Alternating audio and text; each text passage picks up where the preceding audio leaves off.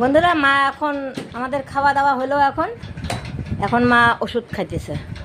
ওষুধ খাওয়ার হয়ে গেলে আমি এখন যাব বাসন মাজতে।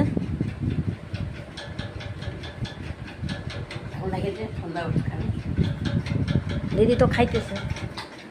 আমাদের খাওয়া হলো, এখন মাকে ওষুধ দিয়ে দেওয়া হলো। এখন দিদি খাইতেছে। ওকে দেখাবো নাকি?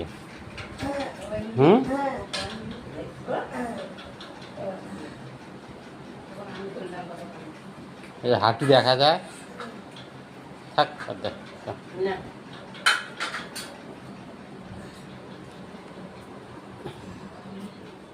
বাথরুম লাইট অফ করতো।